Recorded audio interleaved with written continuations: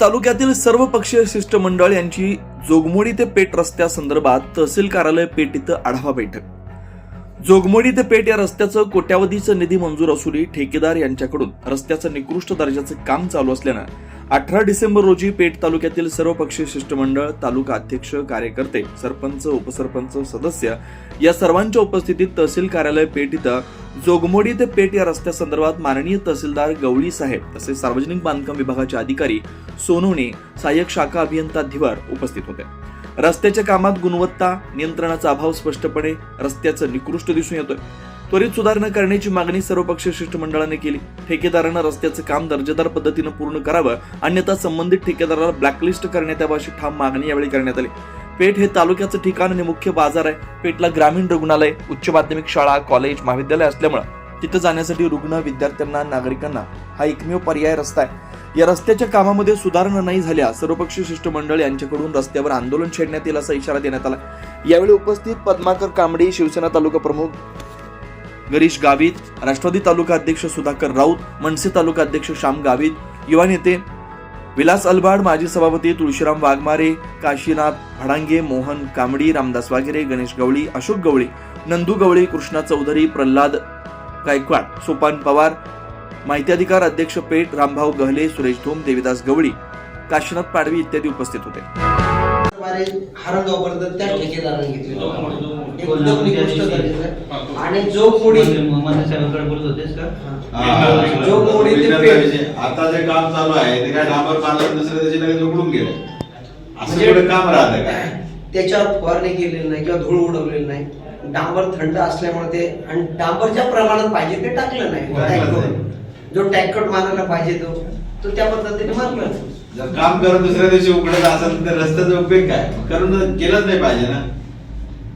तुमच्या आता जे आले ना एक अर्ज जे आपल्या अर्जाच्या अनुषंगावरती पण अर्ज आतापर्यंत भरपूर वेळा झाले ना. अर्ज देऊन काय करायचं? अर्ज देऊन आता कसं हा जो तुमचा जो आदेश आहे ना हा पीडब्ल्यूडी अंतर्गत आहे समजा.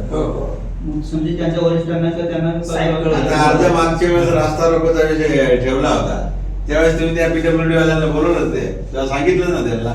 आता प्रत्येक वेळेस आम्ही भेटायला आलो काही तक्रार घेतला प्रत्येकाच्या कार्यक्षेत्रातला विषय हे त्यांच्या कार्यक्षेत्रातला विषय समजा काय का एक टेक्निकल जे सगळ्या गोष्टी आल्याच ना मी जाऊन किंवा आम्ही किंवा आमच्या कर्मचारी जाऊन नाही ना हा टेक्निकल विषय किंवा डांबरची टाकावं कलिशी टाकावं टेक्निकल विषय साहेब काय आहे डेप्युटीनं ठीक आहे ते त्यांच्यावर इतर कामं असतात पण तिथलं तो शाखा अभियंता असेल ज्याचे त्याच्याकडे ती सजा त्याची जबाबदारी आहे ना तिथं थांबून काम करून घेणे.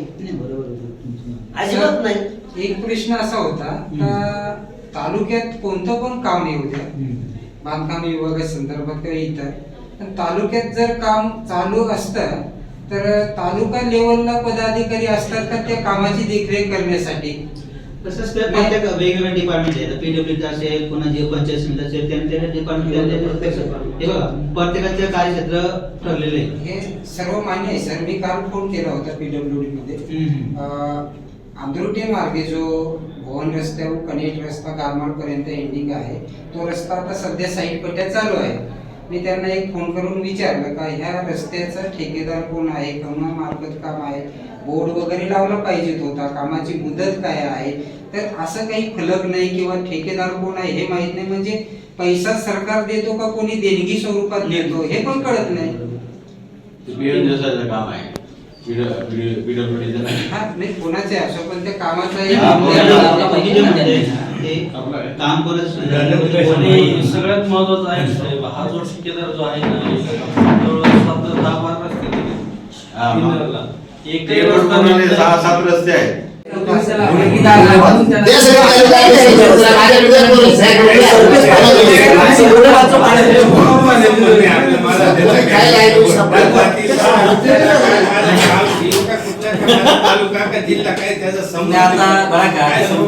तुम्ही जे सांगितलं ना इस्टिमेटला पंचे नाही तुम्हाला 6-7 कोटीचं काम काय असेल ते दिलं इस्टिमेटला नाही बनवून ती फरची कशी बसवायची का ते इस्टिमेट तुम्ही तयार करायचं आहे ना 6-7 कोटी मध्ये जे काय बसेल रस्ता असेल किंवा एखाद्या ठिकाणी मोरी आहे ते तुम्ही त्या इस्टिमेट मध्ये पकडायचं असं थोडं तुम्ही करणार आहे का? फक्त सगळ्या फरच्या टाकून त्याला हे कंपनी टाकायचं का वागायचं? परवा आम्ही आलो ना हा. वर्षापूर्वी आपण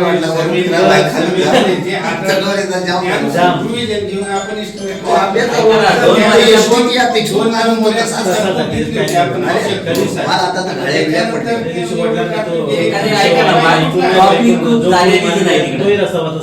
जर समजा त्या पद्धतीचा तुमचा रस्ताच बनवलेला नसेल आपले सगळ्यांचा तर ते निघणारच आहे ना. खूप ट्रॉफिक गेले असं काहीच नाही, खूप अवजड गाड्या गेल्या असं काहीच नाही. किती टनाची गाडी गेली पाहिजे त्या रस्त्यावर साधारणतः? किती टनाचा तो रस्ता जो आज तुम्ही बनवणार आहे तो साधारणतः किती टनाची गाडी गेली पाहिजे त्याच्यावर? जास्तीत जास्त किती 9 टनापर्यंत जाऊ शकतात. फक्त 9 टन. हलवाड साहेब, तो आपला घोडपाड्याचा रस्ता या गाड्या जाऊन पूर्ण दबून गेलाय. आता गाडोळाचा रस्ता चालू आहे. आज ते लोकांनी काय करायचं, पावसात एवढे हाल होणार आहे त्यांचे. तो आपण डाव्याला गेलो तो रस्ता, नवा रस्ता आताचा रस्ता आहे, पूर्ण खाली गेलाय तो घोडपाड्याचा. ती जर काय माहिती पूर्ण गेला तो रस्ता, 1 वर्षाचा रस्ता आहे तो. जर गेलं तर ती कमीत कमी 30 ते 32 टन माल घेऊन जाईल. मग त्यांना ती अलाउड कसं त्या रोडवर ते बंद केलं पाहिजे. कोण बंद करणार? मग असं कसं काय? ज्या केमिस्ट्रीचा रोड नाही त्या रोडवर तुम्ही 40 टनाची वाहतूक कशी काय टाकणार? रस्ता निघूनच जाणार ना. नाही कसं आहे आता तुम्हाला आता रस्ता आहे ना, सोडत रस्ता आहे. बनवला नाही साहेब. त्याला करून घ्या ना. नाही साहेब, असं नाही. त्याच्याकडे करून घ्या, ज्याच्या रोड गेले त्याच्याकडे करून घ्या. सगळे तालुका अध्यक्ष पत्र द्या, 6 महिन्याचा आता रस्ता खराब झाला तर त्याला ब्लॅकलिस्ट करायचं. ते सगळे पत्र देऊन तेव्हा नाही टाका. blacklist करायचं. आता नाव बंद करा. तू चांगले करत नाही. हा, लिहून घ्या सगळे. आता तोच विषय तेच वेळा. आता फक्त साहेब काय करायचं, आमदार महोदयाच्या कानावर गोष्ट टाका, त्यांच्याकडून ती सुधारणा होईल. आणि साहेब तुम्ही पण सांगा. त्याला सांगायचं, त्याला सांगायचं, आणि पाहिलं समोर आवाज तहसीलदार साहेब तहसीलदार साहेब पण होते, त्यांनी विचार कॉन्ट्रॅक्टर होता, हे पण होते सगळे. जिरवा साहेब होते. हो, तो कॉन्ट्रॅक्टर समोर होता. मी होतो. तो कॉन्ट्रॅक्टर सांगायला 18% घेतला. सगळे जाय, तो बोलतच नाही.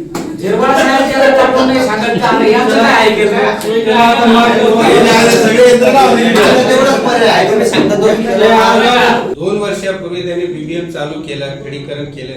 याला साक्षी वगैरे साहेब आहेत. त्याच्या मागचे एखाद दुसरा खड्डा पडला असेल, नाही म्हणत नाही, पण आज ती इंटॅक्ट आहे. एक खडी कुठे उखडलेली दिसत नाही, सरसकट उखड.